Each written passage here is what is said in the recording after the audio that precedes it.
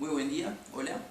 Antes de seguir con un poco las actividades de hoy, yo quería recapitular un poco lo que habíamos dado en las clases pasadas, explicar un poco, capaz más profundo, cómo estaba Uruguay en esos tiempos de Aparicio Saravia, de José Valle y Ordóñez.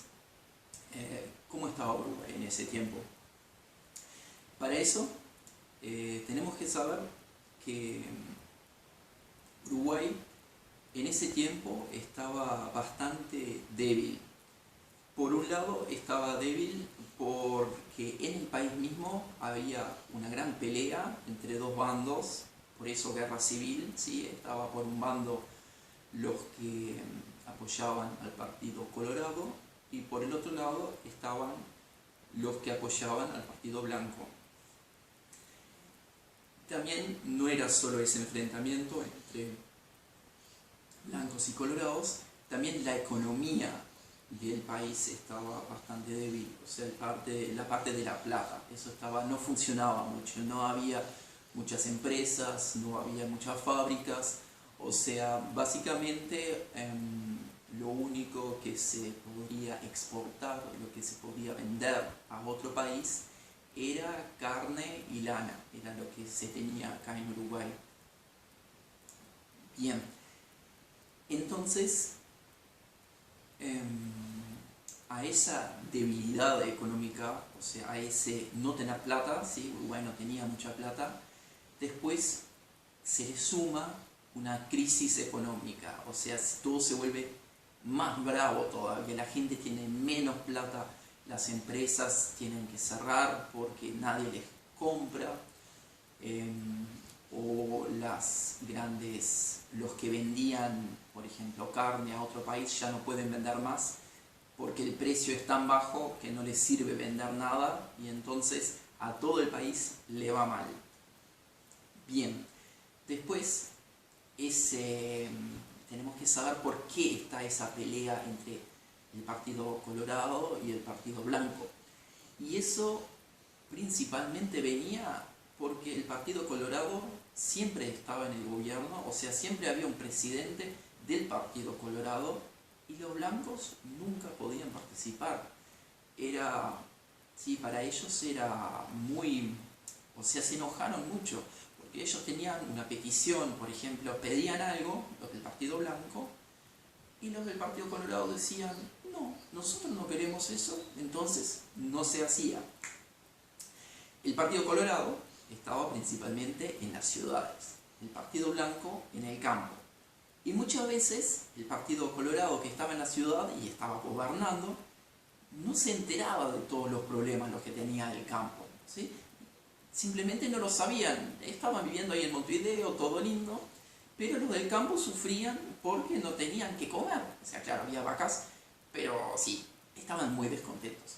Bien, entonces, ahí en ese momento es cuando aparece Aparicio Saravia, que también a esa persona la trabajamos un poco en el primer trabajo. Aparicio Saravia era un estanciero, él tenía mucho campo, tenía muchísimo campo y él tenía también muchísima gente que lo seguía. Y Aparicio Saravia vio que la situación no estaba bien, ¿sí? No estaba bien que los blancos, que él también no podía decidir nada para el país, que todo se hacía desde Montevideo y Montevideo hacía lo que quería y ellos en el campo tenían que ver cómo sobrevivir. En eso, él junta a su gente, pero la junta armada, o sea, le da armas a sus peones, a sus amigos, para pelear contra Montevideo. Y ahí es que se produce la guerra civil. Estaban los del campo peleando contra los de la ciudad. Esa batalla, esa guerra, al final lo ganan los de la ciudad, lo gana el Partido Colorado, ¿sí?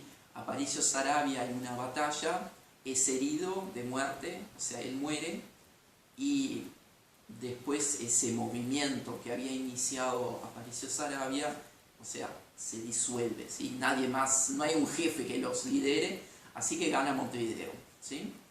Bien, ahora vamos un poco a lo que vimos en la segunda clase, ¿sí? Que habíamos hablado un poco de Aparicio Saravia, ahora un poco sobre José Valle Ordóñez, ¿sí? Vimos un poco cuando nació, quiénes fueron sus padres, con quién se casó, sus hijos. Vimos que había trabajado para un periódico, para un diario, que después creó su propio diario, y después vimos que fue 2 veces presidente.